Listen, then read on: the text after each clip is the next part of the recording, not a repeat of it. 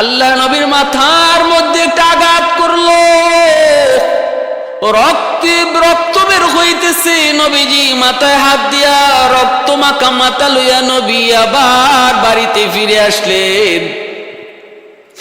বাইরে বন্ধুরা একজন মহিলা দেখছে এই দৃশ্যটা, একটা মহিলা দেখছে। মায়ার নবী কারো কাছে কোনো অভিযোগ দেন না। এইদিকে কি হলো, আল্লাহর নবীর আপন চাচা আমির হামজা, তিনি তো নবীর সমবয়সী, আল্লাহর নবীর বয়সের সমান, কিন্তু আমির হামজা তিনি তখন ধর্ম কর্ম কিছুই করেন না, কিছু বুঝেন না, শিকারী, শুধু শিকারের পাগল, শিকারে যান। ওই দিন আমির হামজা শিকারে গেছেন। এইদিকে ভাতিজা মুহাম্মদের সাথে মহব্বত আছে, ভালোবাসা আছে, সমসাময়িক বাল্যকালের বন্ধু আমির হামজা, কোনো খবর নাই। এইদিকে আমার নবীর বিরুদ্ধে তো ষড়যন্ত্র, নবীর শরীরে পর্যন্ত দুশমন আঘাত করার সাহস পায়, এই খবর আমির হামজার নাই। তিনি জঙ্গলে শুধু শিকারে মগ্ন। ওই দিন আমির হামজা শিকারে বের হয়েছেন, শিকার করতে যাবেন, হরিণকে তিনি তীর মারবেন। অমনিতি আল্লাহ পাক হরিণীর জবান আল্লাহ খুলে দিলেন। হরিণীটা ডাক দিয়ে কই, এরে আমির হামজা, একটা মাত্র তীর, একটা মাত্র তীর তোমার কাছে আছে, আর কোনো তীর নাই, সব তীর তুমি শেষ করে দিয়েছো, কিন্তু তুমি কোনো শিকার পাও নাই, আছে শুধু তোমার কাছে একটা তীর। এই তীরটা আমার জন্য নয়, এই তীর তুমি আবু জাহেলের জন্য রেখে দাও। কারণ খবর লইয়া দেখো, তোমার এতিম ভাতিজা মুহাম্মদের গায়ে আবু জাহেল আঘাত করে রক্ত জড়ায় দিছে রে। এ হামজা, তাড়াতাড়ি করে তুমি মক্কায় যাও, যায়া ভাতিজা রক্তের বদলা নেও। আমির হামজা হরিণীর কাছ থেকে খবর পায়া তিনি মক্কায় আসলেন। আইসে দৌড় দিয়া নবীর ঘরে ঢুকলেন। ঘরে ঢুকার আগে তিনি আওয়াজ পাইলেন, কান্নার আওয়াজ। আম্মা জান খাদিজাতুল কুবরা রাদিয়াল্লাহু তাআলা আনহা তিনি কান্দেন। আম্মা জান কাঁদতেছেন আর বলতেছেন, আজ আমার স্বামী এতিম, আমার স্বামীর কেউ নাই, বিদায় আজকে আবু জাহেল আমার স্বামীরে মারলো, আমার স্বামীর বুঝি কেউ নাই, আমার স্বামীর পক্ষে একটু সাহায্য করার মতো বুঝি মক্কায় কেউ নাই। কইয়া আম্মাদান খাদিজাতুল কুবরা কাঁদতেছেন। ওই মুহূর্তে আমির হামজা ডুইকে বলেন, খাদিজা থামো, মুহাম্মদ নিঃস্ব অসহায় হয়ে যায় নাই, মুহাম্মদের চাচা হামজা এখনো দুনিয়ায় জীবিত। কি হয়েছে বলো বাবা, কি হয়েছে বল, মুহাম্মদ বল কি হয়েছে। কয় বাপ, চাচাকে বড় আশা নিয়ে দাওয়াত দিয়েছিলাম, বিনিময়ে আমার মাথায় আঘাত। আমির হামজা আর দেরি করলেন না, সাথে সাথে হুঁশ ফিরে আসলো। এই খবর তো আমাকে কেউ মানুষে দেয় নাই, আমাকে খবর দিয়েছে কে ভাতিজা জাননি? আমাকে খবর দিয়েছে জঙ্গলের একটা হরিণ, জঙ্গলের ওই হরিণ আমাকে পাঠাইছে। সাথে সাথে আমির হামজা তলোয়ার হাতে নিয়া আবু জাহেলের আবু জাহেলের সেই বন্ধু বান্ধব নিয়ে আড্ডা দিতেছে। ওই আড্ডাখানায় যাইয়েই আমির হামজা হাজির। ডাক দিয়ে উঠলেন, এরে আবু জাহেল শোন, এসে গেছি আমি হামজা, মনে করেছ আমার ভাতিজা এতিম, বুঝি তার কেউ নাই? আরে মুহাম্মদের চাচা হামজা এখনো মরে যায় নাই, আমার ভাতিজার অপরাধ কি? তোর কোনো ডাকাতি করেছে, তোর কোনো ক্ষতি করেছে? কয় না, কোনো ক্ষতি করে নাই, কোনো মানুষের ক্ষতি আমার ভাতিজা করে না, করে নাই। তাহলে অপরাধ কি? তুই আমার ভাতিজার গায়ে কেন মারলি? এই কথা বলা মাত্রই, বইলেই দেরি নাই, আমির হামজা তলোয়ারের বাট দিয়া আবু জাহেলের মাথায় মারলেন। সাথে সাথে মাথা থেকে রক্ত ফিনকি দিয়া বের হতে লাগলো। আবু জাহেল কয়, হামজা একটু থামো থামো। কে থামাতামি? আগে বসে দিছেন ওর মাথায়, ফিনকি দিয়ে রক্ত বের হয়। সাঙ্গপাঙ্গগুলি তারা দাঁড়ায় হামজার গায়ে হাত তোলার জন্য। আবু জাহেল রক্তাক্ত অবস্থায় মাথায় হাত দিয়েও কয়, থাম, তোরা কেউ হামজার গায়ে হাত উঠাইবি না, কারণ তোরা কেউ না চিনলেও আমি হামজারে খুব ভালো করে চিনি। বিপদ আর বাড়াইও না, আগুন যদ্দুর আছে অদ্দুরই রাখো, আর বাড়াইও না, আর চেতায়ও না। ভাইরা বন্ধুরা, এরপরে আমির হামজা বলেন, তাহলে আরেকটা কথা শুন, আমার বাতিজা ইসলাম ধর্মের দাওয়াত দেওয়ার কারণে, ইসলাম ধর্মের দাওয়াত দেয়, এটাই যদি তার অপরাধ হয়, তাহলে আজকে ভরা মজলিসে তোরা শুনে নে রে, আমি মুহাম্মদের চাচা হামজা কথা দিলাম, এখন থেকে আমি আমার ভাতিজার ধর্ম ইসলাম ধর্ম গ্রহণ করে নিলাম। সুবহানাল্লাহ। कौनैन मुख्तार खुदा तुमको बनाया, कौनैन मुख्तार खुदा तुमको बनाया, उम्मत का निगाहबान खुदा तुमको बनाया, उम्मत का निगाहबान खुदा तुमको बनाया, मौला मेरा आशिक, मौला मेरा महबूब मेरा। भाईरा बंधुरा जন্য ভালো করে একটু মনোযোগ দিয়ে কথাটা শুনুন, খেয়াল করে শুনুন। আমির হামজা তিনি কালেমা পড়ে মুসলমান হয়েছেন। আল্লাহর নবী, রহমতের নবী, এই খবর পেয়ে নবীজির বুকের সাহস বেড়ে গেল। নবী বলতেছেন, চাচা যান, আমার মাথার আঘাতের কথা ভুলে গেছি, আমার মনে কোনো কষ্ট নাই, আমার চাচাকে আমি আমার সাথে পেয়ে গেছি। দুই বালক মার কাছ থেকে বিদায় নিয়ে মসজিদে নববীর সামনে হাজির হয়ে গেল। আল্লাহর নবী ঘোষণা দিলেন, কারা কারা যুদ্ধে যেতে চাও লাইনে দাঁড়াও, একজন একজন করে আমি পরীক্ষা করব, একজন একজন করে যাচাই বাছাই করে আমি অনুমতি দেব। সাহাবীরা লাইনে দাঁড়িয়ে গেলেন। আল্লাহর নবী একজন একজন করে তিনি যাচাই বাছাই করবেন। জিহাদে যাওয়ার লাইন মসজিদে নববীর সামনে দাঁড়ালো। ওই লাইনে ছোট্ট দুই বালক মুআজ আর মুআওয়াজ, দুই ভাই, তারাও লাইনে দাঁড়ায় গেল।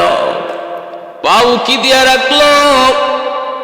বড়দের লাইনে দুই বালক নিজেদেরকে একটু বড় বুঝানোর জন্য পায়ে উকি দিয়া রাখলো। আল্লাহর নবী একজন একজন করে যাচাই বাছাই করে করে যখন দুই বালকের সামনে এসে হাজির, নবী জিজ্ঞেস করতেছেন, বাবা এটা তোমরা করলা কি?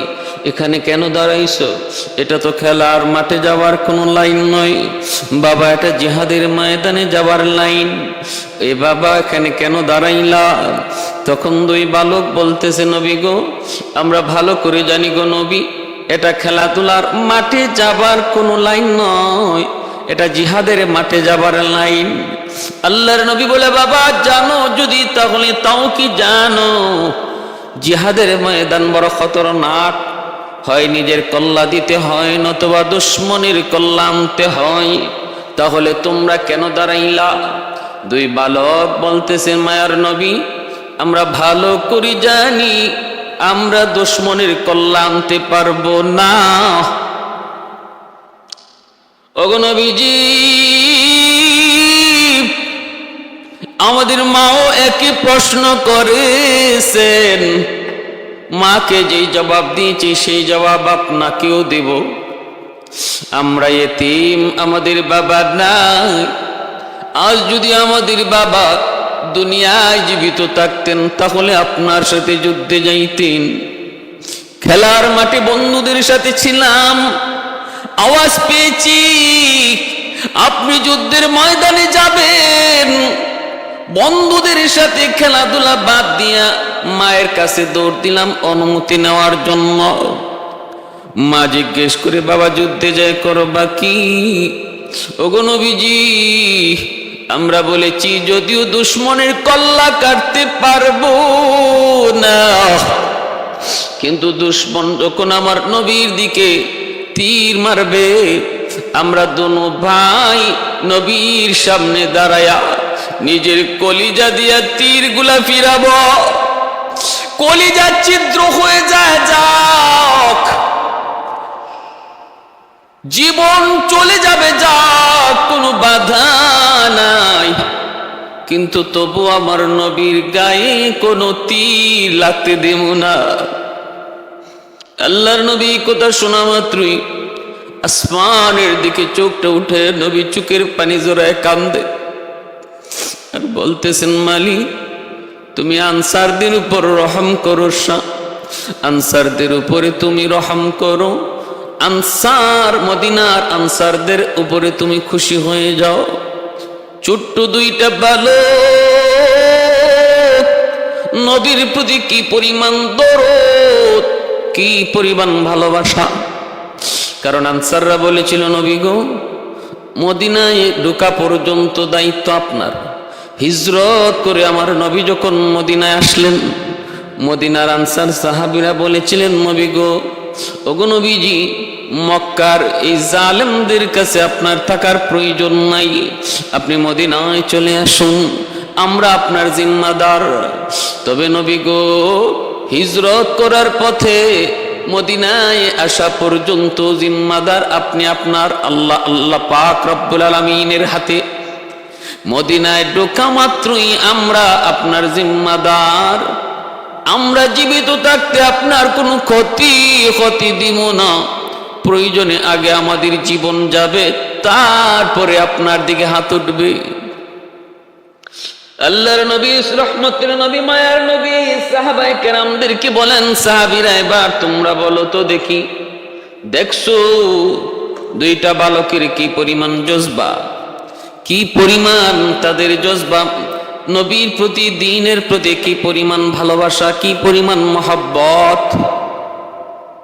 নবী এবার ডাক দিয়ে বলেন, বাড়িতে কে আছে? বাবা কয় মা, একমাত্র মা। আল্লাহর নবী বলেন, মায়ের খেদমত করো, বড় হলে পরে আমি নবী তোমাদের যুদ্ধে নেব। আমি আল্লাহর কাছে দোয়া করি, মালিক যেন তোমাদের লম্বা হায়াত দে, বড় হওয়ার পরে যেন আমি নবীর সাথে যুদ্ধে যাইতে পারো। দুনো ভাই হাউমাউ করে কান্না শুরু করে দিয়েছে, না গো নবী না, আমাদেরকে ফেরত দিয়েন না, আমাদের মা আমাদেরকে বিদায় দেওয়ার সময় জীবনের জন্য বিদায় দিয়ে দিছেন, চিরতরে বিদায় দিয়ে দিচ্ছেন।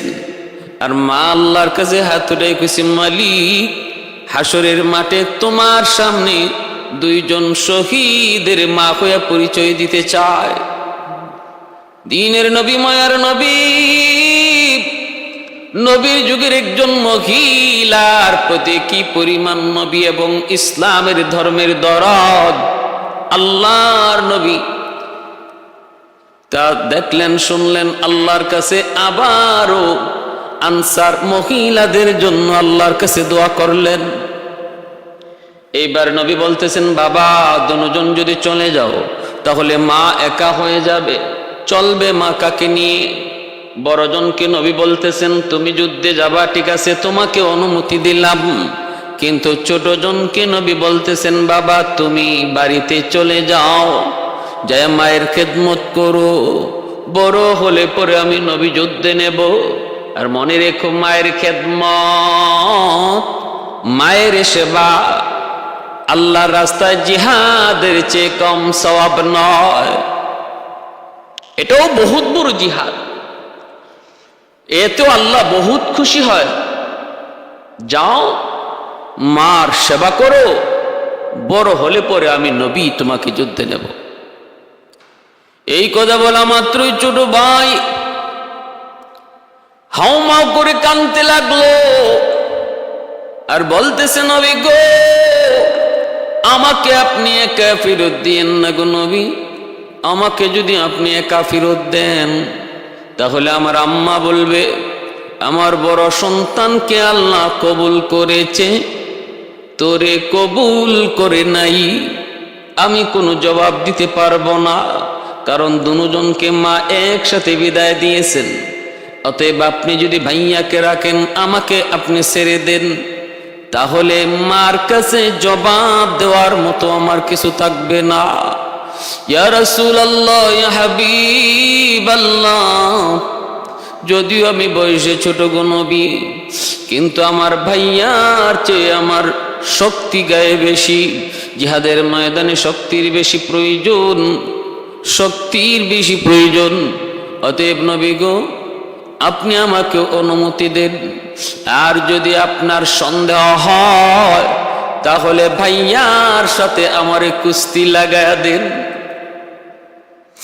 আমি যদি কুস্তিতে হেরে যাই আমাকে নিয়েন না, আর যদি আমি কুস্তিতে জিতে যাই তাহলে আমাকেও অনুমতি দিয়েন। নবী গো, যদি সন্দেহ হয় কুস্তি লাগায়া দেন। আল্লাহর নবী সাহাবায়ে কেরামদের দিকে নবী তাকায় বলে, সাহাবীরা রে, একটু দেখো না কি কয় বালকটা, কি কয় একটু দেখো। সাহাবীরা বলতেছে, নবী গো, কুস্তি লাগায় দেন, আমরা একটু দেখি কার শক্তি বেশি। আল্লাহর নবী বললেন, তাহলে ঠিক আছে, তোমরা কুস্তি লাগো। দুনো ভাই কুস্তি লাগার জন্য প্রস্তুত। শক্তি পরীক্ষার জন্য তারা প্রতিযোগিতায় নামলো। কোথায় যাবার জন্য? কই দুনিয়ার কোন রঙ্গমঞ্চে নয়, দুনিয়ার কোন রঙ্গমঞ্চে যাবার জন্য প্রতিযোগিতা নয়। প্রতিযোগিতা চলছে কার আগে কে নিজের গলার কল্লা দিতে পারবে, কার আগে কে জিহাদের ময়দানে নিজের কল্লা দিতে পারে, দুশ্মনের সামনে নিজের জীবন দিতে পারে, এই প্রতিযোগিতা চলছে। মায়ার নবী, রহমতের নবী বলেন, ঠিক আছে, কুস্তি লাগো। অনুমতি দিয়া যখন নবীজি দুজনকে জায়গা করে দিলেন, সাহাবায়ে কেরাম একটু দূরে দাঁড়িয়ে তারা দেখতেছেন। ওই অবস্থায় ছোট ভাই বড় ভাইয়ের কানে কানে কি যেন বলল। কি বলছে? বলছে, ভাইয়া তুমি তো অনুমতি পাইয়েই গেছো, তুমি তো অনুমতি পাইয়েই গেছো, আমারে একটু সুযোগ করে দিও। বড় ভাই বলতেছে, ইশারা দিয়ে তুই চিন্তা করবি না, দুই ভাই বের হয়েছে একসাথে, যাব একসাথে, আমি তোরে ছাড়া যাবো না। কুস্তি লাগলো ঠিক, কিন্তু বড় ভাই শক্তি দেখায় না, আর ছোট ভাই ধপাস করে বড় ভাইকে মাটিতে ফালাইয়া দিল। তারপরে বুকের উপরে উইটা বলতেছে, নবী গো, এই যে দেখেন আমার গায়ে শক্তি বেশি, আমার গায়ে শক্তি বেশি। এই বইলা যখন হাত ঝুঁকি দেয়, আল্লাহর নবী সাহাবায়ে কেরামদেরকে নিয়ে নবী ডাক দিয়া দৌড়ে কাছে আসলেন। আয়েশা দুনু ভাইয়ের হাত ধরে নবী উঁচু করলেন, আর নবী বলতেছেন, সাহাবীরা রে, তোমরা কিছু বুঝছো নি কেমনে কি হইছে? সাহাবীরা বলতেছে, ইয়া রাসূলুল্লাহ, আমরা সব বুঝে গেছি গো নবী। কুস্তি লাগার আগেই কুস্তির ফলাফল বের হয়ে গেছে, কে জিতবে কে হারবে কুস্তি লাগার আগেই সেই ফলাফল বের হয়ে গেছে।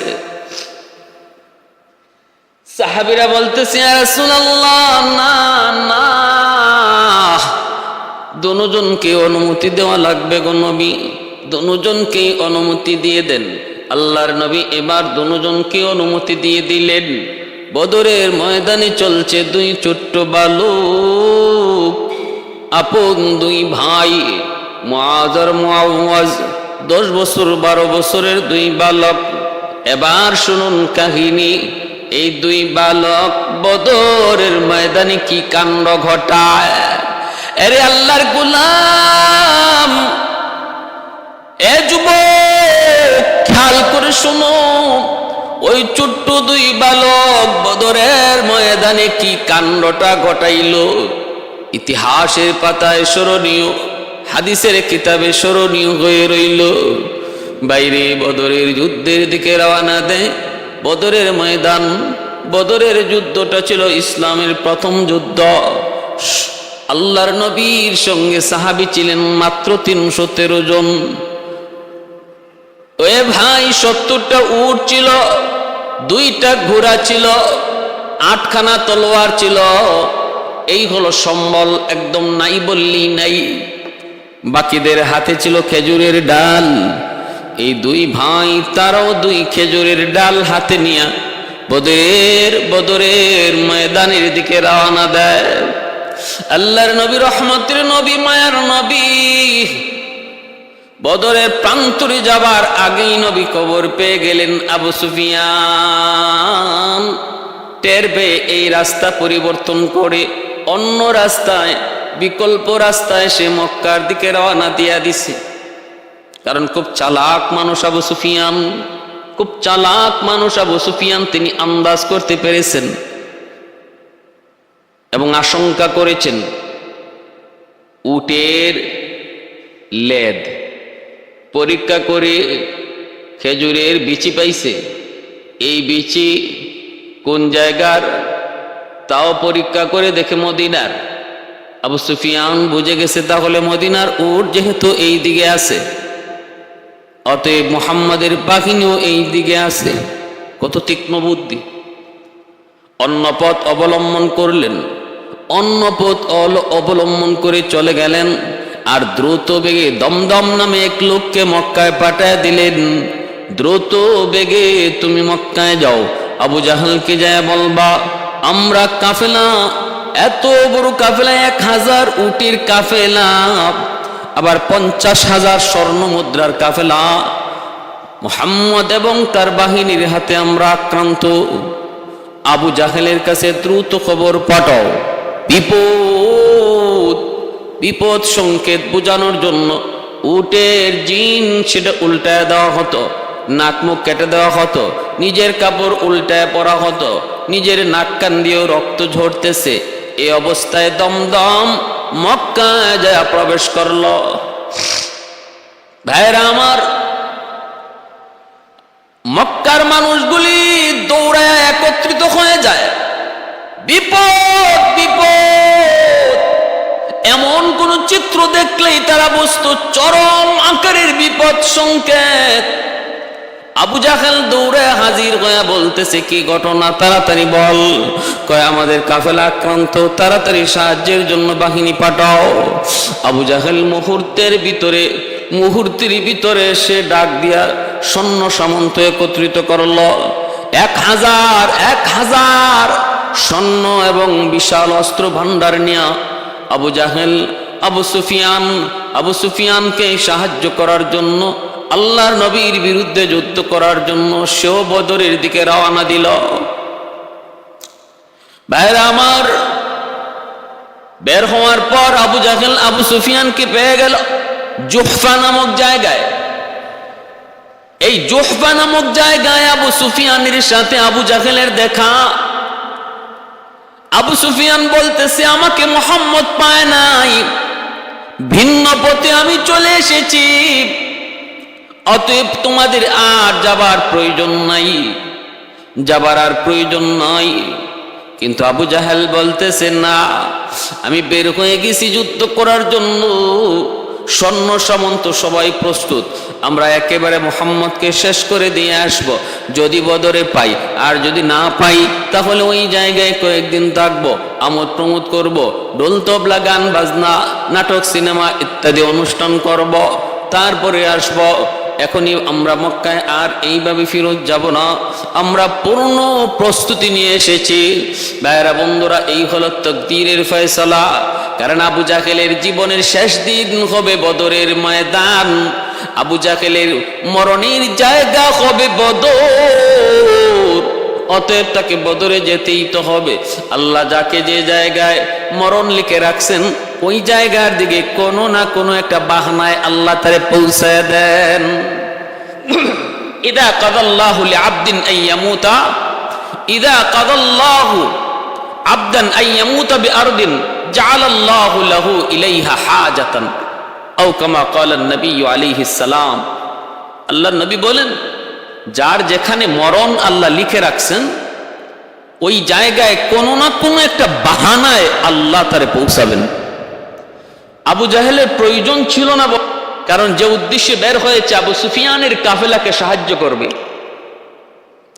সে আবু সুফিয়ান তো নিরাপদে চলে এসেছেন এবং দেখাও হয়েছে। জুহফা নামক জায়গা মক্কার অদূরে, যে জায়গাটা ওইখান থেকেই মদিনার রাস্তা ভিন্ন। আমার নবী, রহমতের নবী এই জুহফা নামক জায়গায় যাওয়ার পর হিজরতের রজনীতে যখন মদিনার পথ ধরে চলবেন, এতক্ষণ পর্যন্ত ছিল ভিন্ন ভিন্ন পথ, একই পথ যে পথ দিয়ে ভিন্ন জায়গায় যাওয়া যায়। আর জুহফা থেকেই মদিনার রাস্তা সম্পূর্ণ ভিন্ন। ওইখানে যাইয়া আমার নবী মক্কার দিকে তাকায় চোখের পানি ঝরায় ঝরায় কাঁদছিলেন, হে আমার জন্মভূমি, আমি তোমাকে ছেড়ে দিতে যাই নাই, আমি তোমাকে ছেড়ে চলে যেতে চাই নাই। আমার স্বজাতীয় লোকরা যদি আমার বিরুদ্ধে ষড়যন্ত্র না করত, আমি কখনো তোমাকে ছেড়ে যেতাম না। আল্লাহর নবীর চোখের পানির দিকে তাকায় আল্লাহ পাক জিবরাইল আমিনকে পাঠায় সান্ত্বনা দিলেন, ইন্নাল্লাযী ফারাদা আলাইকাল কুরআন লারাদ্দুকা ইলা মাআদ। বন্ধু, আর কেঁদো না, যে জন্মভূমির মায়ায় তুমি কাঁদো, আমি আল্লাহ ওই কোরআনের কসম খেয়ে বলতেছি, খুব অচিরেই তোমার জন্মভূমিতে আবার তোমাকে আমি সসম্মানে ফিরিয়ে দেব।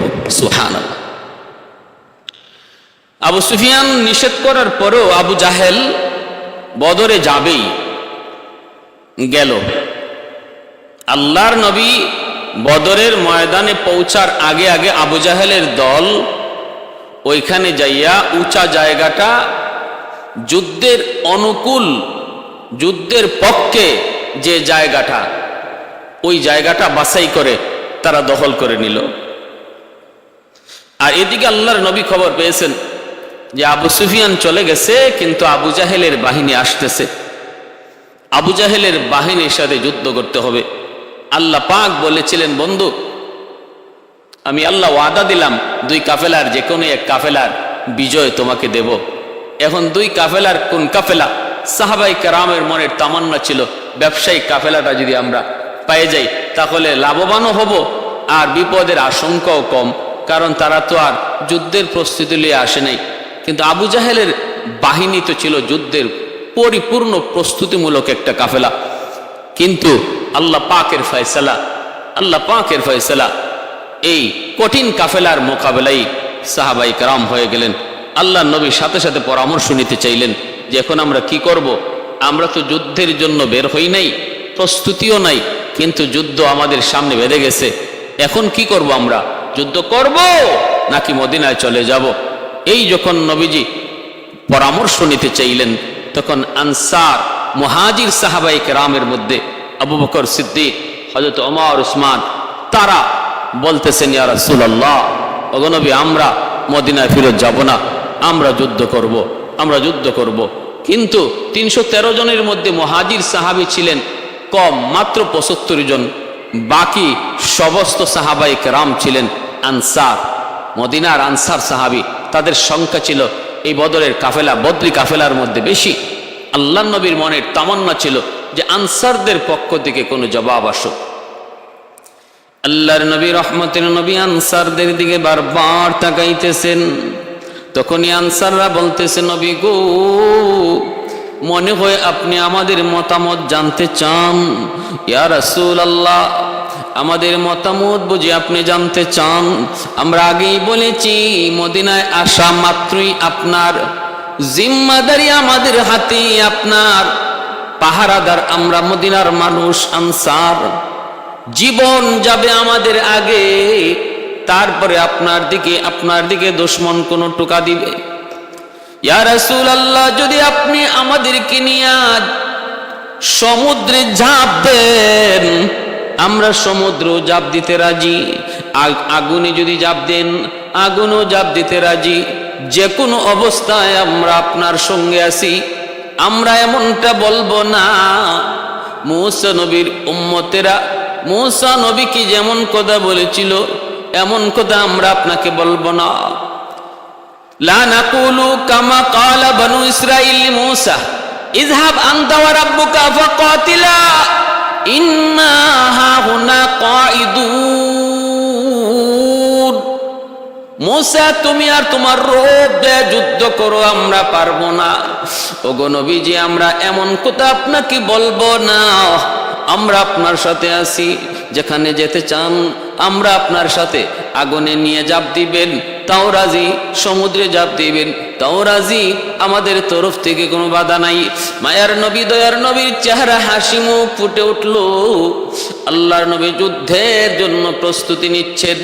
ভাইয়েরা, 17ই রমজান সকালবেলা যুদ্ধ শুরু হবে, রাতের বেলা মায়ার নবী কান্দেন, আসমানের দিকে হাত উঠে বলে, মালিক, আগামীকালকের যুদ্ধের যারা ফয়সালা হবে, এই জমিনে তোমার গোলামি চলবে কি চলবে না গো আল্লাহ? এই জমিনে তোমার গোলামি চলবে কি চলবে না, ফয়সালা হবে। অল্প কয়েকজন আমার সাহাবী নিয়া বদরে এসেছি। আল্লাহ, তুমি তো পারো, সব পারো। আল্লাহ, তোমার কাছে সাহায্য চাই। এশার নামাজের পর নবী তাবুতে কান্দেন, কেউ নবী তাবুতে ঢুকতে পারে না। আবু বকর সিদ্দিক রাত 12টা বাজে তাবুতে ঢুকলেন। ঢুকে দেখেন আমার মায়ার নবীর চোখ থেকে দর দর করে অশ্রু ঝরে, হাত দুইটা উপরে উঠানো আর বলতেছে, মালিক, মালিক, সাহায্য চাই, সাহায্য চাই। ইয়া হাইয়্যু ইয়া কাইয়্যুম, ইয়া হাইয়্যু ইয়া কাইয়্যুম বিরহমাতিকা নাস্তাগীস, ইয়া হাইয়্যু ইয়া কাইয়্যুম বিরহমাতিকা নাস্তাগীস। এইভাবে নবী কাঁদতেছেন। 2টা বাজে আবু বকর সিদ্দিক নবীর তাবুতে ঢুকলেন, তখনও নবীজি কাঁদেন, হাত দুইটা উপরে। এইবার তাহাজ্জুদের সময় 3টা বাজে আবু বকর সিদ্দিক যে তাবুতে ঢুকলেন, তখন দেখেন আমার নবী হাত দুইটা উপরে, চোখের পানি ঝরে।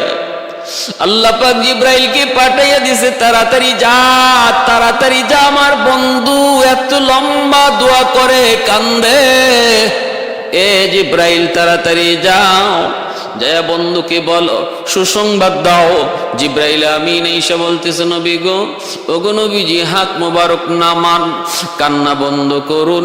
আপনার কান্না দেখলে আরো সইতে পারে না, আপনার কান্না দেখলে আমি জিব্রাইল সইতে পারি না, আপনার চোখে পানি দেখলে মিকাইল সইতে পারে না।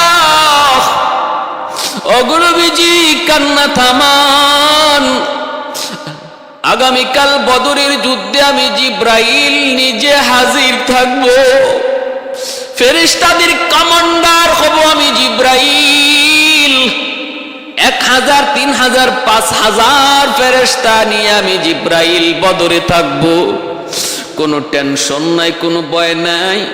নবী গো, আগামীকালকের যুদ্ধে আল্লাহ জানায় দিছেন, আপনার এবং আপনার সাহাবীদের বিজয় হবে।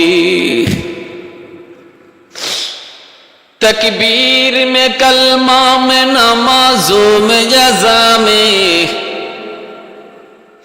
तकबीर में कलमा में नमाजों में जज़ा में, है नाम इलाही से मिला नाम मोहम्मद, है नाम इलाही से मिला नाम मोहम्मद।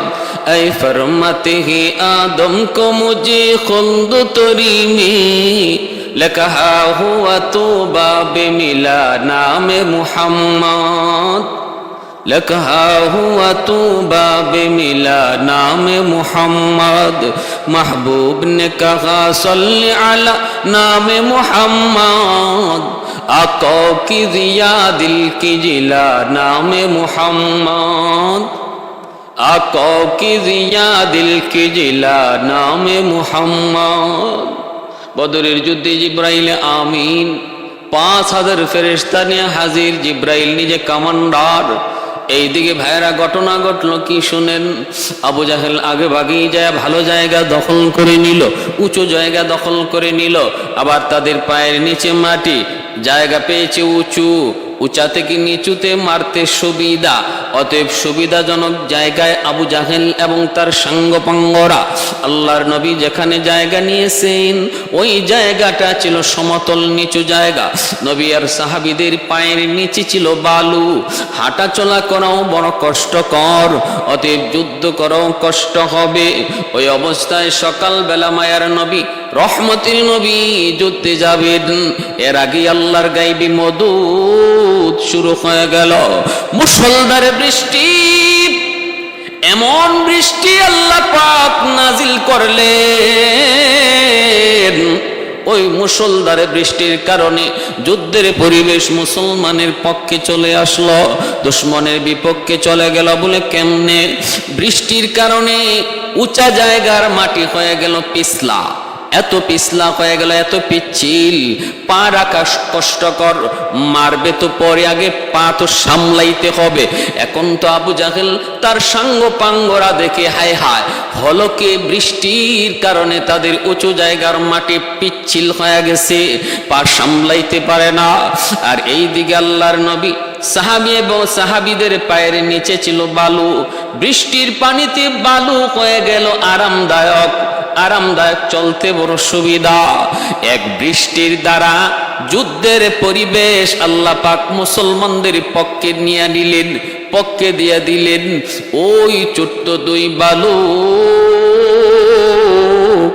বদরের ময়দানে যাওয়ার আগেই তারা একজন আরেকজন রে কই, ভাইয়া আমরা তো ছোট্ট, বড় কোনো কাম করতে পারবো না, আমরা ছোট্ট মানুষ, এত বড় টার্গেট লইও কোনো লাভ নাই। একটা টার্গেট লও, একটা টার্গেট লও, একজনকে টার্গেট লও, একজনকে টার্গেট বানাও। বড় ভাই কয়, বল কারে তুই টার্গেট নিবি? ছোট ভাই কয়, ভাইয়া আমার তো মন বলে, আজকে শুনেছি বদরের ময়দানে আমার নবীর চির দুশমন আবু জাহেল, ওই বদরের ময়দানে নাকি আবু জাহেল হাজির হয়েছে। আমার মন বলে আমরা দুই ভাই আজকে আবু জাহেলকে টার্গেট নিব। বড় ভাই কয়, আমিও রাজি আছি, আল্লাহু আকবার। বড় ভাই কয়, আমিও রাজি আছি। ছোট ভাই কয়, আবু জাহেলকে টার্গেট লই, আবু জাহেলকে টার্গেট বানাই। বাইরা বন্ধুরা, একজন আরেকজনকে কই, ভাইয়া শুনেছি ওই বেঈমান আমার নবীর গায়ে আঘাত করেছে, আমার নবীর মাথা থেকে রক্ত জড়াইছে। মায়ার নবী ৬০০০ বার আবু জাহেলকে দিনের দাওয়াত দিয়েছেন, এক দুইবার নয় রে যুবক, এক দুইবার নয়, ৬০০০ বার আল্লাহর নবী তারে দিনের দাওয়াত দিয়েছেন।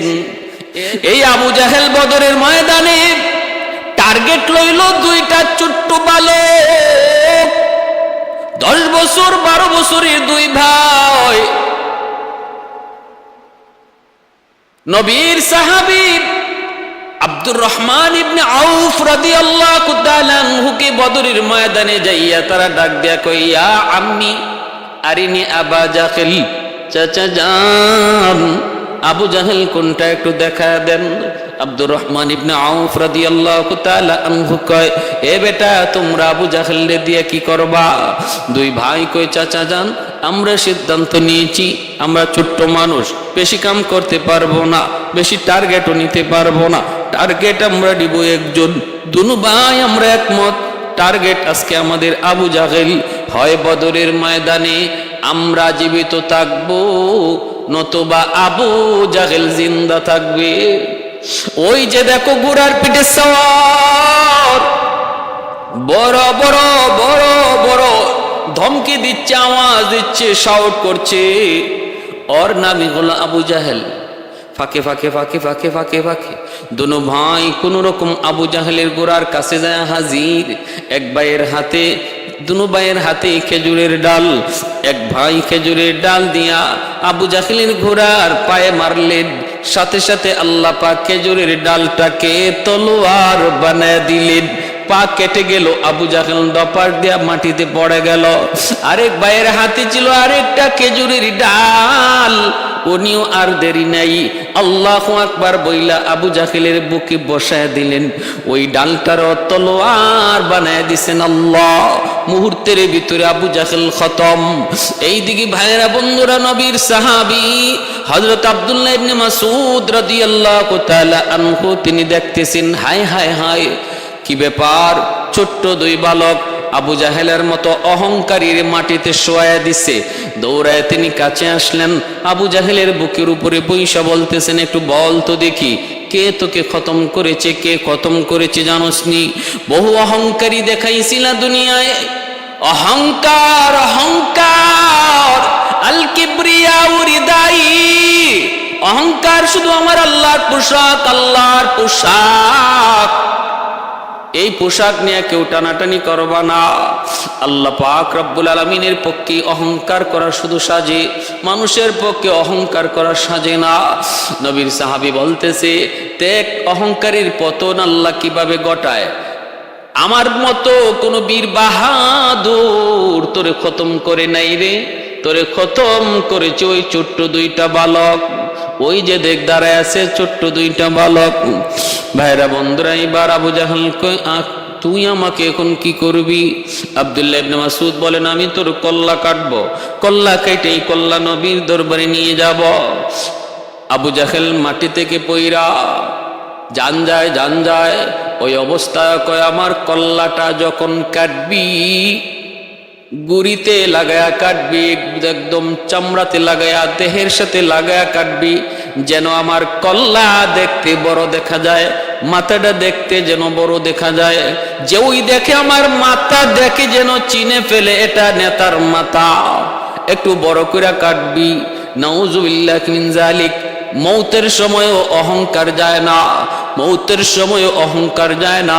আব্দুল্লাহ ইবনে মাসউদ গুড়িতে লাগায়া কল্লাটা কাটলেন, যেভাবে চাইছিল এইভাবেই কল্লাটা কাটলেন। এরপরে কানের এই পাশ দিয়ে তিনি তলোয়ার ঢুকাইলেন, ওই পাশ দিয়ে তলোয়ার বের করলেন। তলোয়ারের আগায়, তলোয়ারের মাথার মধ্যে আবু জাহেলের কল্লা লইয়া আল্লাহর নবীর দরবারে আইসা বলতেছেন, নবী গ নেন গো নবী, আবু জাহেলের মাথা নেন। আল্লাহর নবী দেখে বলতেছেন, হাদা রাসু আদুই ওয়া আদুইল্লাহ, এটা মানুষের কোনো মাথা নয়, এটা আল্লাহ এবং তার রসুলের দুশমনের মাথা। ওই অবস্থায় হযরত জিবরাইল আমিন নবীর সামনে দাঁড়ায় তিনি হাসতেছেন।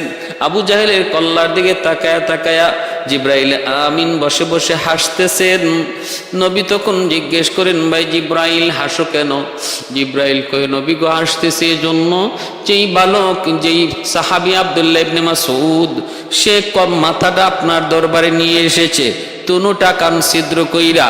এই আব্দুল্লাহ ইবনে মাসউদ যখন ছোট্ট ছিল, বালক ছিল, কাবাগরের সামনে কোরআন তেলাওয়াত করার অপরাধে আবু জাহেল তার একটা চর মারছিল, থাপ্পড়। এক থাপ্পড়ে তার একটা কান বধির হয়ে গেছিল।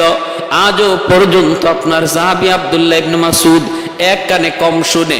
আবু জাহেলের থাপ্পড়ের কারণে অপরাধ ছিল আল্লাহর কালাম তিলাওয়াত। ওই দিন আপনিও কানছেন, আমি জিবরাইলও কানছি, কিন্তু আসমানের মালিক ওই দিন হাসতেছিলেন।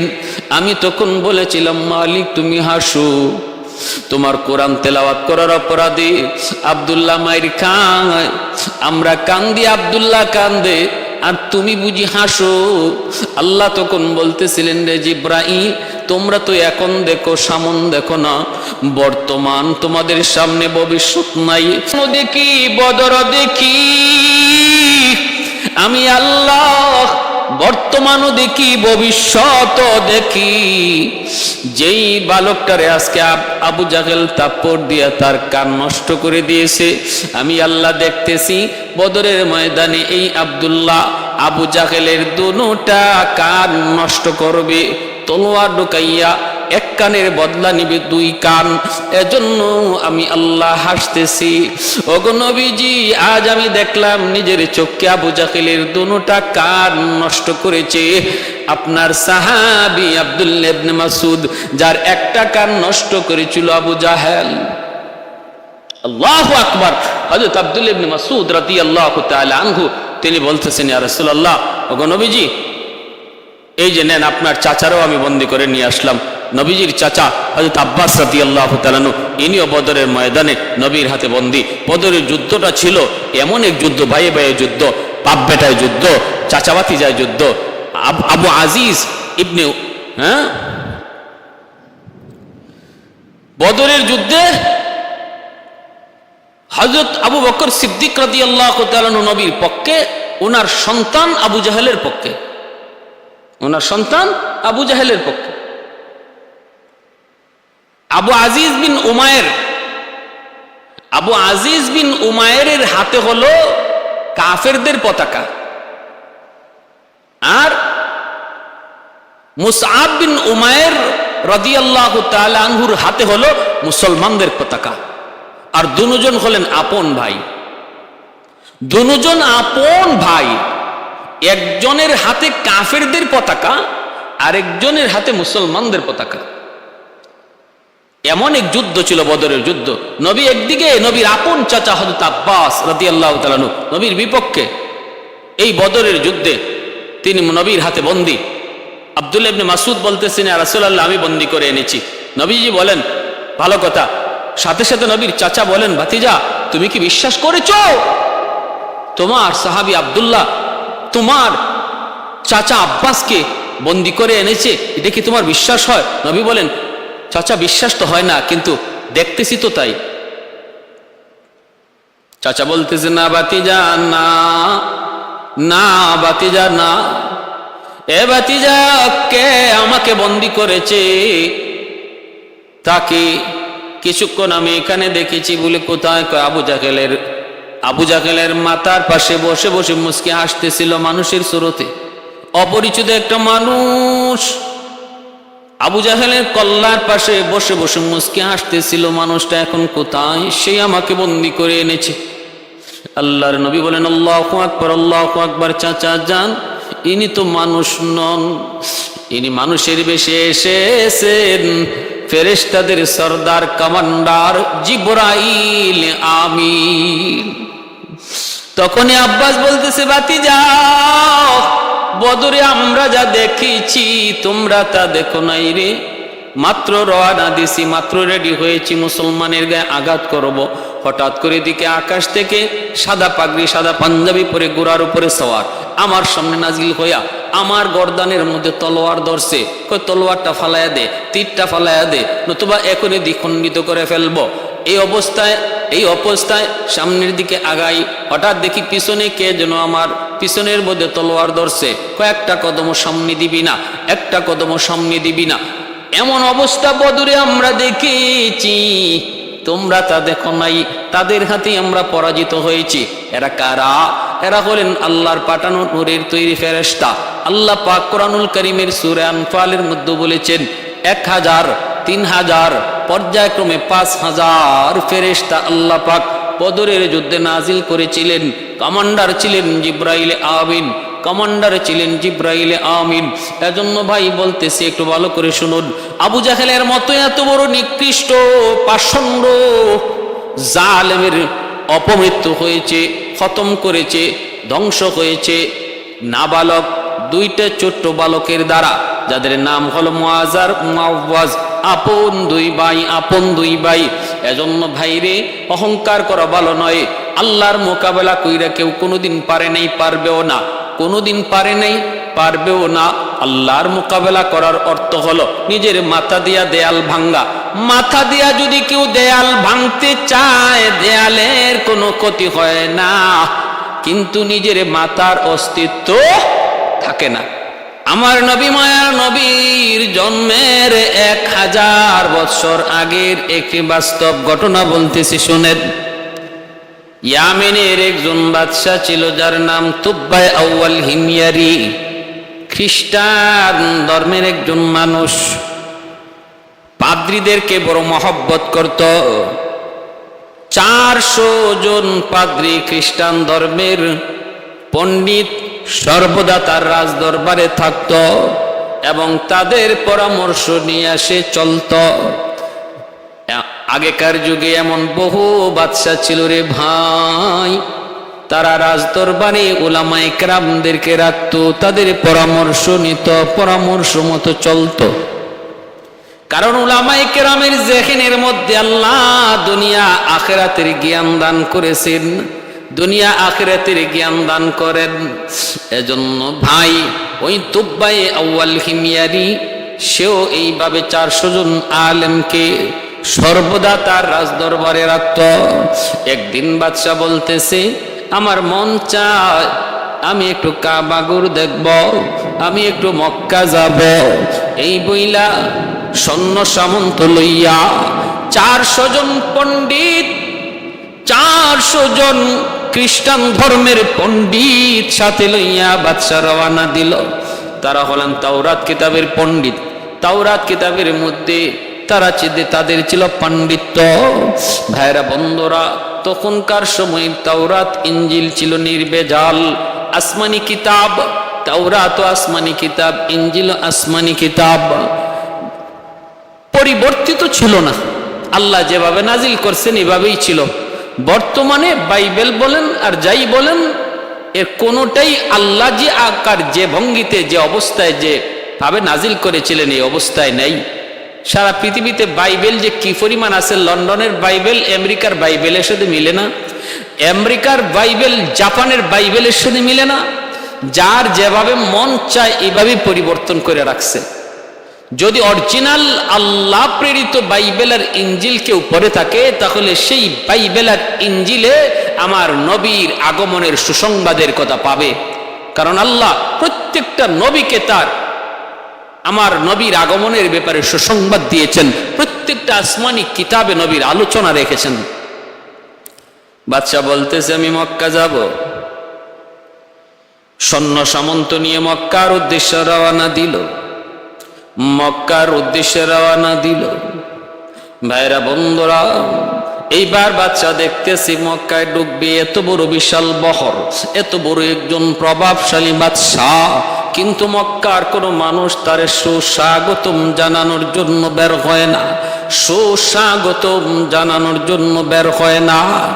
বাদশা এবার আলেমদেরকে জিজ্ঞেস করলো, ও তাওরাত কিতাবের পণ্ডিত, উলামায়ে কেরাম, একটু বলুন, এত বড় সম্মানী আমি একজন মানুষ, মক্কার মানুষদের কি জানায় আসলাম, কিন্তু একজন মানুষও আমার সম্মানে বের হলো না, মক্কা থেকে বের হলো না। ঘটনা কি? এতটা আমার সাথে তারা এমন আচরণ কেন করলো? এটা আমার সঙ্গে বেইজ্জতি, এটা আমার প্র্যাকটিসের মধ্যে আঘাত করেছে, এটা আমার সম্মানে, আত্মসম্মানে আঘাত করেছে। কেন তারা এমন করলো? তখন উলামায়ে কেরাম বলতেছে, বাদশা জাপনা, মক্কার মানুষের কাছে একটা ঘর আছে, যেই ঘরের নাম হলো খানায় কাবা। ওই ঘরের মালিক হলেন আমার আল্লাহ। এই ঘরের চেয়ে দামি আর কিছু তাদের কাছে নাই। পৃথিবীতে আল্লাহর ঘরের চেয়ে দামি আর কিছু নাই। অতএব যেই সবচেয়ে দামি জিনিস তাদের কাছে আছে, এই ঘর, এই বাইতুল্লাহকে রেখে তারা কারো সম্মানে মক্কা থেকে বের হয় না। আল্লাহর ঘরের সামনে আর কাউকে বেশি সম্মান দেয় না। এজন্যই তারা আপনার সম্মানে বের হয় নাই। মূলত ওরা ভালো মানুষ, ওরা খারাপ মানুষ নয়। এইভাবে যখন বলতেছে, বাদশার কোনোভাবেই বুঝ হয় না। বাদশার রক্ত মাথায় উঠে গেছে, তোব্বায়ে আউয়াল হিমিয়ারি, রক্ত মাথায় উঠে গেল।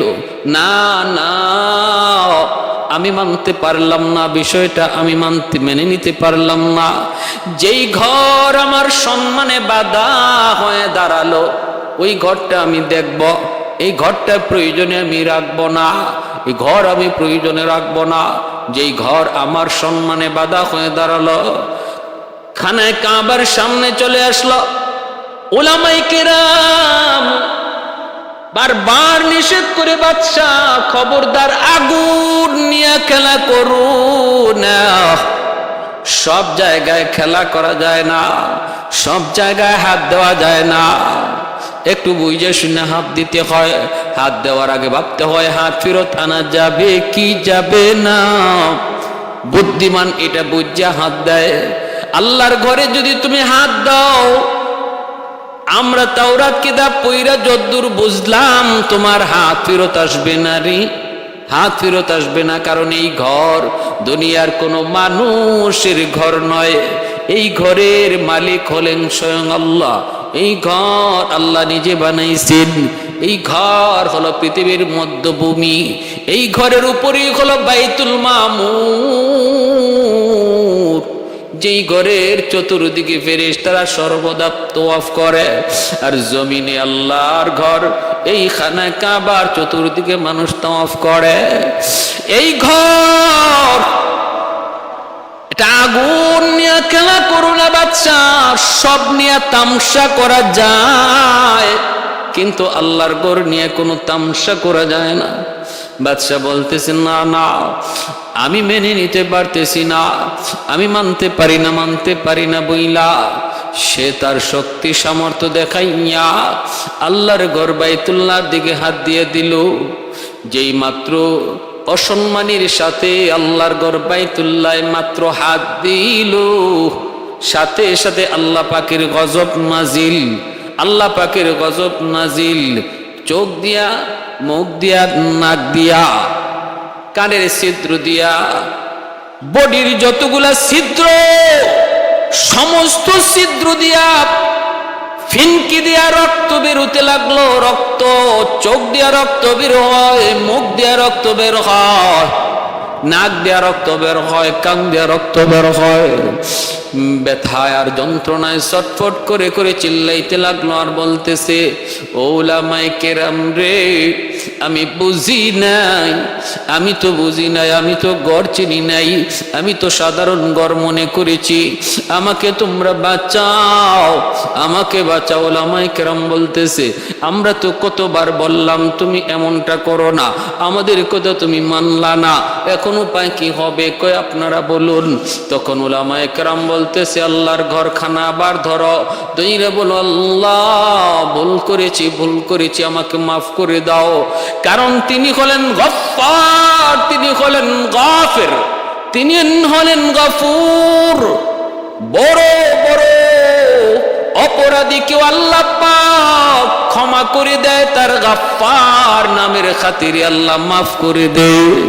আল্লাহ পাক রব্বুল আলামিনের দরবারে যখন আবার হাত বাড়াইয়া যখন মাপ চাইল, আল্লাহ পাক রব্বুল আলামিন তিনি তো দয়ার সাগর, তার নাম তো রহমান, তিনি তো রহিম, তিনি আর রহমুর রহিমিন। তওবাকারী তওবা করা মাত্রই আল্লাহ পাকের কুদরতি দিল নরম হয়ে যায়। আত-তাইবু মিনাজ-যামবি কামান লা যামবা লাহ, ইন্নাল্লাহা ইউহিব্বুত তাওয়াবিনা ওয়া ইউহিব্বুল মুতাতাহহিরিন। আল্লাহ পাক রব্বুল আলামিন তওবাকারীদেরকে আল্লাহ পাক মহব্বত করেন, ভালোবাসেন। ঠিক তেমনি ভাবে আল্লাহ যারা গুনাহ করে না তাদেরকে আল্লাহ ভালোবাসেন। তওবাকারীর ভালোবাসার কথা আল্লাহ আগে আনছেন। এজন্য তুব্বায়ে আউয়াল হিময়ারি যখনই সে তওবা করলো, আল্লাহ পাক রব্বুল আলামিন তার তওবা কবুল করে নিলেন। এ ভাই, সাথে সাথে রক্ত পড়া বন্ধ হয়ে গেল, সাথে সাথে রক্ত পড়া বন্ধ হয়ে গেল। ও ভাইরা, একটু খেয়াল করে মনোযোগ দিয়ে শুনো রে। আল্লাহর ঘরের প্রতি তার তাজিম, তার সম্মান বেড়ে গেল। যেই ঘরের প্রতি কিছুক্ষণ আগে ছিল তার খারাপ ধারণা, মুহূর্তের ভিতরে পরিবর্তন। এইবার বলতেছে, উলামায়ে কেরাম, আমি আল্লাহর ঘরের একটু খেদমত করতে চাই গো, এই ঘরের একটু খেদমত করতে চাই। বলে কেমনে? কয়, আমি আল্লাহর ঘরের গিলাফ লাগায়া দিতে চাই। বাদশা তুব্বায়ে আউয়াল হিময়ারি আমার নবীর জন্মের 1000 বছর আগে আল্লাহর ঘরখানায় কাবার গিলাফ সর্বপ্রথম লাগালো। এর আগে আল্লাহর ঘরে গিলাফ ছিল না। ওই তুব্বায়ে আউয়াল হিময়ারি নবীর জন্মের 1000 বছর আগে সে আল্লাহর ঘরখানায় কাবার গিলাফ লাগায়া দিল। ভাইরা বন্ধুরা, ওই গিলাফ আজও আছে, তখনও ছিল, কিয়ামত পর্যন্ত থাকবে। শুধু পরিবর্তন হয়, বদলানো হয়, কিন্তু সিস্টেম চালু আছে। ভাইরা বন্ধুরা, কিছুদিন মক্কায় থাকলো, বিভিন্ন জায়গায় সে ঘুরলো। আমার নবী, রহমতের নবী, মায়ার নবী, তিনি যেই জায়গায় জন্ম নেবেন, তাওরাত কিতাবে যেখানে উল্লেখ রয়েছে, জন্মস্থানটা তারা তাওরাতের আলেমরা বাদশাকে দেখালো। আল্লাহর নবীর বিভিন্ন স্মৃতি ভাইরা বন্ধুরা মক্কার জমিনে ওই স্মৃতিগুলোও তারা দেখাইলো, একে একে স্মৃতিগুলা সব দেখা দিল। কিছুদিন পরে এবার বাদশাহ বলতেছে, উলামায়ে কেরাম চলেন একটু আমরা আরো একটু সফর করি, আরো একটু সফর করি, মক্কা থেকে বের হই। মক্কা থেকে বের হয়ে গেল কাফেলা নিয়া, এমন এক রাস্তা দিয়ে রওনা দিয়েছে যেই রাস্তাটা হবে আমার নবীর হিজরতের রাস্তা, মদিনায় হিজরতের রাস্তা। কিন্তু তখন তো এই রাস্তা যে হিজরতের রাস্তা কেউ জানে না, জানার কথাও না, কারণ আমার নবীর এখন জন্মই হয় নাই। কিন্তু বাইরা ওই হিজরতের রাস্তার বিবরণটাও আল্লাহ পাক তাওরাত কিতাবের মধ্যে উল্লেখ করেছেন। নবী মদিনায় হিজরত করবেন, মদিনা শহরের বিবরণ আল্লাহ তাওরাত কিতাবে উল্লেখ করেছেন।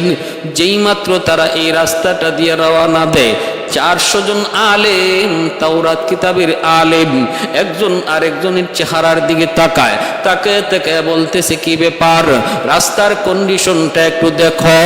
হায় হায়, আমরা তো তাওরাত কিতাবের মধ্যে একটা রাস্তার বিবরণ পড়েছি, যেই রাস্তাটা হবে আখিরি জমানার নবী, আখিরি নবী মুহাম্মদুর রাসূলুল্লাহ সাল্লাল্লাহু আলাইহি ওয়াসাল্লামের হিজরতের রাস্তা। তোমরা কি পড়ো নাই? কয় পড়েছি। ওই রাস্তার বিবরণটা কেমন একটু দেখো, আর তাওরাত কিতাবের বিবরণ একটু মিলাও। একে একে মিলায় তারা দেখে 100 মিলে গেল। বাদশা জিজ্ঞেস করে, উলামায়ে কেরাম কিসের আলোচনা হয় আমাকে একটু বলো। তারা বলতেছে, বাদশা জাহাপনা, আমরা তাওরাত কিতাবের মধ্যে একটা রাস্তার বিবরণ পেয়েছি, ওই বিবরণের সাথে এই রাস্তার 100 মিল। কয় কোন রাস্তা? কই যেই রাস্তা হবে আখিরি নবীর হিজরতের রাস্তা, মদিনায় হিজরতের রাস্তা। অতএব যেই রাস্তা দিয়ে আমরা চললাম এটাই হলো নবীর মদিনায় হিজরতের রাস্তা, কোনো সন্দেহ নাই। তাহলে এই রাস্তা দিয়ে চললে আমরা মদিনায় যেতে পারবো, যেই দেশে আমার নবী, যেই দেশে আখিরি নবী হিজরত করবেন এখন, এবং মদিনায় তিনি শুয়ে থাকবেন অনন্তকাল, কিয়ামত অবধি তিনি মদিনায় শুয়ে থাকবেন। জন্ম নেবেন মক্কায় কিন্তু শুয়ে থাকবেন মদিনায়। ওই মদিনা শহরে আমরা একটু যেতে চাই। সামনের দিকে আগালেন। শহরের তো কোনো অবস্থান নাই, শহরের কোনো আকার নাই, আকৃতি নাই, ঘর নাই, বাড়ি নাই, কিন্তু একটা জায়গায় গেলেন, আবহাওয়ার দিকে তাকাইলেন, কন্ডিশনের দিকে তাকাইলেন। তাকায় তারা একজন আরেকজনকে বলেন, দেখো জায়গাটা একটু দেখো, দেখো কত সুন্দর খেজুরের বাগান, দেখো পাহাড় দিয়ে চতুর্দিকে ঘেরা, জায়গাটা একটু পর্যবেক্ষণ করো, আবহাওয়াটা একটু দেখো। সবগুলা দেখা তারা সিদ্ধান্ত নিল, তাওরাত কিতাবের মধ্যে মদিনা শহরের যে বিবরণ আল্লাহ পাক উল্লেখ করেছেন, মদিনা শহরের আবহাওয়ার যে বিবরণ আল্লাহ দিয়েছেন, এর 100 মিল এই জায়গার মধ্যে পাওয়া যাইতেছে। সাথে সাথে তারা বাদশাকে ডাক দিয়ে কয়, বাদশা জাহাপনা, মদিনা শহরের খবর পেয়ে গেছি, মদিনা শহরের সন্ধান আমরা পেয়ে গেছি। অতএব আমরা সিদ্ধান্ত নিয়েছি আমরা আর ইয়ামেন ফিরে যাব না গো, এই জায়গায় আমরা থেকে যাব, এখানে আমাদের কবর হবে এবং আখিরি নবীও এই জায়গায় শুয়ে থাকবে। আমাদের কবর হবে মদিনায়, আর কবরের পাশ দিয়া রহমতের নবী তিনি পায়ে হেঁটে যাবে, এতে আমরা ধন্য হব, আমরা ইয়ামিন আর ফিরে যাব না। বাদশা বলতেছে, তাহলে আমি কি করব? কয় আপনি ফিরে যান। বাদশা বলে, আমারও তো মন চায় গো, আমারও তো মন চায় আখিরি নবী রহমতের নবী যেই দেশে হিজরত করে আসবেন এবং চিরদিনের জন্যই এই দেশে থেকে যাবেন, এই দেশেই তিনি শুয়ে থাকবেন, যেই জমিনে আখিরি নবী রহমতের নবী শুয়ে থাকবেন, আমারও তো মন চাই এই জমিনে আমিও শুয়ে থাকি, কিন্তু এত বড় রাজত্বের জিম্মাদারি কি করি? ওলামায়ে কেরাম বলে না, আপনি জিম্মাদারি ফালায়া থাকতে পারেন না, আপনি চলে যান। বাদশাহ তিনি চলে যাবেন আর বলতেছেন, আমি আপনাদের জন্য 400টা ঘর বানায় দিয়ে যাই। 400 আলেমের জন্য 400 ঘর বানায় দিল। একটা ঘর বাদশাহ বানায় দিলেন ব্যতিক্রম, আলাদা করে একটা মনের বাসনা দিয়ে একটা ঘর বাদশাহ বানাইলেন। এত সুন্দর করে বানাইলেন, ওলামায়ে কেরাম জিজ্ঞেস করে এই ঘর কার জন্য বানাইতেছেন? বাদশাহ তখন বলতেছে, আমার নবী আখিরি নবী, রহমতের নবী যখন মক্কা থেকে মদিনায় হিজরত করবেন, মক্কার আপনজনেরা তার ঘর বাড়ি দখল করে নিবে, মদিনায় তিনি আসবেন, মদিনার আনসারগণ তারে কুলে তুলে নিবে, কিন্তু মদিনায় তার নিজস্ব কোনো ঘর থাকবে না, বাড়ি থাকবে না। আনসারগণ সবাই যার যার বাড়িতে নিতে চাবেন। আমার মন চায় আমি নবীর জন্মের 1000 বছর আগে মদিনায় নবীর জন্য একটা ঘর বানায়া যাব, যেই ঘরের মালিক হবেন আখিরি নবী, রহমতের নবী, নবী মুহাম্মদুর রাসূলুল্লাহ सल्लल्लाहु अलैहि वसल्लम। तो खुल्कत में मिली किसको ये आली नसवी है, खुल्कत में मिली किसको ये आली नसवी है, तो फख्र रसूल हाशिमियो मुतलबी है, तो फख्र रसूल हाशिमियो मुतलबी है। ऐ नूर खुदा दूर हो मैं तेरे हरम से, खाली हो मेरा हाथ भी दीनारो दिरम से, खाली हो मेरा हाथ भी दीनारो दिरम से। अल्लाह ने बनाया तुम्हें, अल्लाह ने बनाया तुम्हें सुल्तान मदीना, मेरे तमन्ना है मुझे जाने मदीना, मेरे तमन्ना है मुझे जाने मदीना। ভাইরা, একটা ঘর বাদশাহ তুব্বাই আউয়াল হিমিয়ারি মনের মাধুরী দিয়া বানাইলো, আর বানায়া ঘরে তালা দিয়া চাবিটা আমির সাহেবের হাতে দিয়া আর একটা চিঠিও আমির সাহেবরে বুঝাইয়া দিল। বলল, যেদিন আপনি চলে যাবেন, আপনার ইন্তেকালের আগে আপনার সন্তানের হাতে চিঠি আর চাবি দিয়ে যাবেন, সে আবার তার সন্তানের হাতে দিয়ে যাবে। এই চিঠি আর চাবি আপনাদের কাছে আমানত, আপনাদের কাছে আমানত। বাইরা বন্ধুরা, এই চিঠি আর চাবি আমানত বুঝে দিলাম আপনাদের হাতে। এই বইলা বাদশা চলে গেল। দিন যায়, রাত যায়, মাস যায়, বছর যায়, আমার নবী, রহমতের নবী, মক্কার জন্মভূমিতে নবী আগমন করলেন। মায়ার নবী 40 বছর বয়সে নবী এইবার নবুয়তি পেলেন। কওমের লোককে তিনি দাওয়াত দিলেন, কওমের লোককে তিনি দাওয়াত দিলেন, ইয়া আইয়ুহান নাস কুলু লা ইলাহা ইল্লাল্লাহ তুফলিহুন। ও মানুষ সকল, তোমরা এক আল্লাহকে বিশ্বাস করো, সফল হয়ে যাও। মানে না, কওমের লোকগুলি মানে না, তো মানে না, নির্যাতন আর নির্যাতন। এক পর্যায়ে নবীকে জন্মভূমিতে থাকতেই দিল না আবু জাহেলের দল। আমার নবী, মায়ার নবী, জন্মভূমিতে থাকতে কার না অধিকার আছে?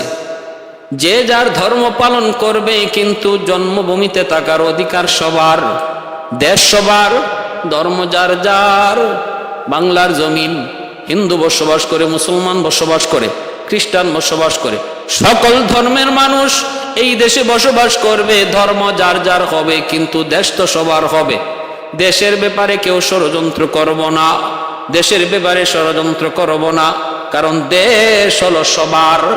ভাইরা বন্ধুরা, আমার নবী মদিনায় হিজরত করার পরও এই আইন চালু করেছিলেন।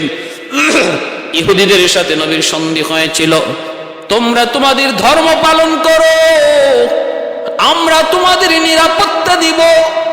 প্রয়োজনে তোমাদের গির্জা পাহারা দেওয়া হবে, প্রয়োজনে তোমাদের উপাসনালয় পাহারা দেওয়া হবে, কিন্তু মদিনার শহর হলো আমাদের সবার।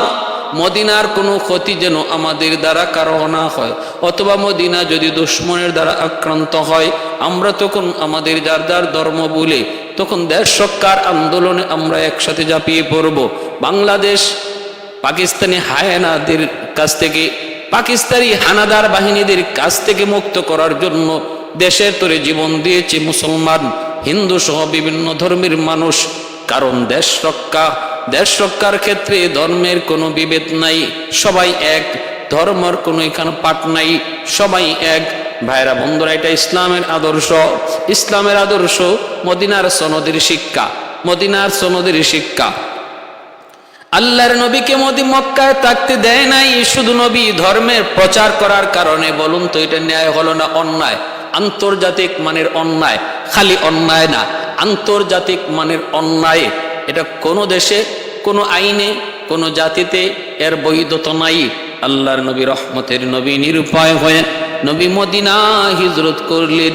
ভাইরা বন্ধুরা, কুবা এলাকা, মদিনার মানুষগুলি নারী পুরুষ সবাই আল্লাহর নবীকে সুস্বাগতম জানানোর জন্য মদিনার বাইরে চলে আসলো। আল্লাহর নবীকে সুস্বাগতম জানায় মদিনায় ঢুকাবে, কিন্তু একজন মানুষ তিনি আসেন না, তিনি শুধু ওই ঘরটা মুছামুছি করেন, পরিষ্কার করেন। তিনার নাম কি? তিনার নাম হলো আবু আইয়ুব আনসারী রাদিয়াল্লাহু তাআলা আনহু। তিনি কে?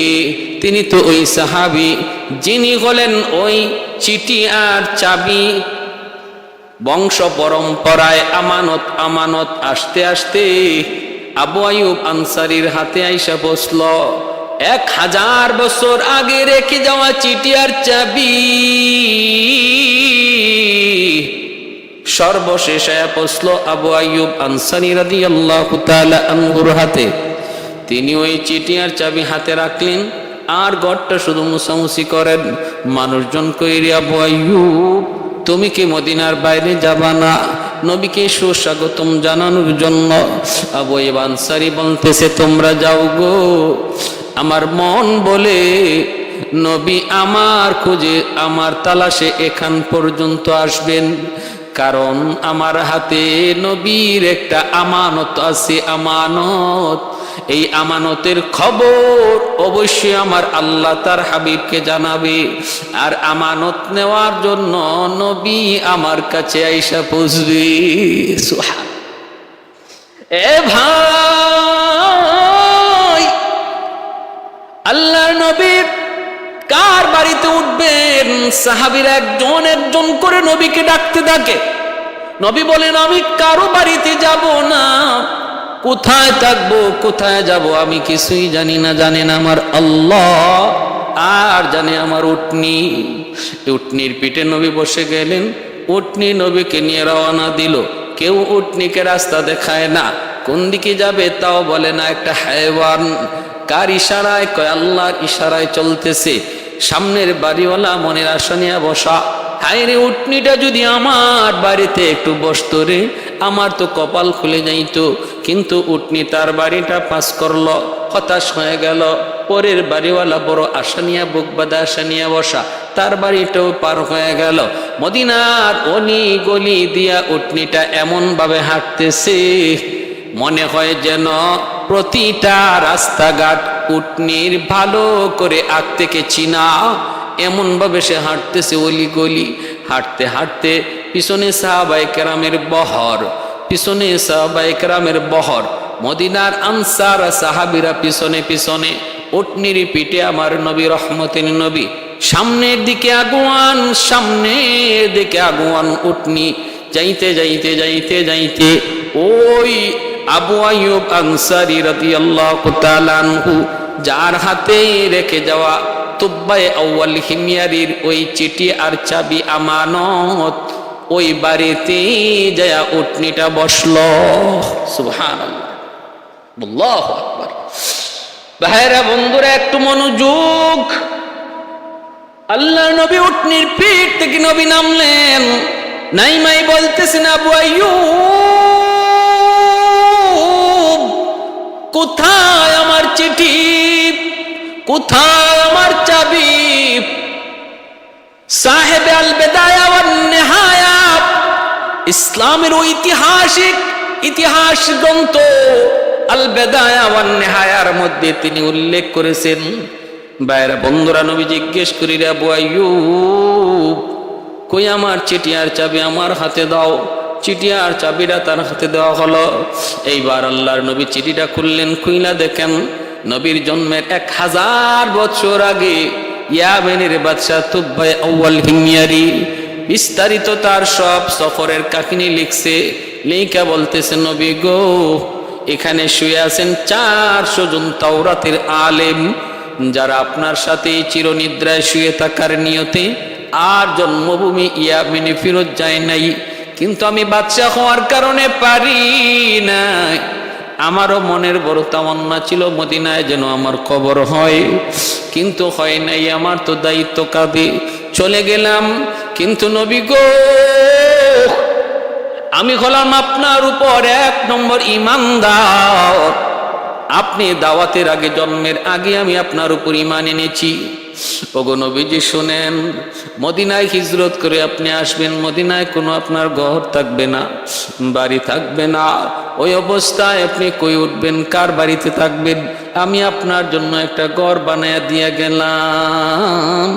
এই ঘর খানা আমি আপনার মালিকানায় দিয়া গেলাম। আল্লাহর নবী গো, আমার রেখে যাওয়া এই ছোট্ট হাদিয়াটুকু যদি আপনি কবুল করেন, আমি ধন্য হব, ধন্য হব। আল্লাহ নবী রহমতের নবী ওই চাবিটা হাতে নিয়ে তিনি ঘর খুইলা তিনি সবার আগেই ঘরে ঢুকলেন। আর সাহাবীদেরকে বললেন, সাহাবীরা রে, আমার জন্মের 1000 বছর আগে ইয়ামেনের বাদশা আমার জন্য মদিনায় ঘর বানায়া গেছি। আল্লাহু আকবার। শাফিঈ রোজে জাযাউ যা খতিবে আম্বিয়া, শাফিঈ রোজে জাযাউ যা খতিবে আম্বিয়া, সাহিবে হাউজ লিওয়াজিল খুদা রোজে আতীদ, সাহিবে হাউজ লিওয়াজিল খুদা রোজে আতীদ, সাহিবে আসরার উনামো সে আকবর বরমালা,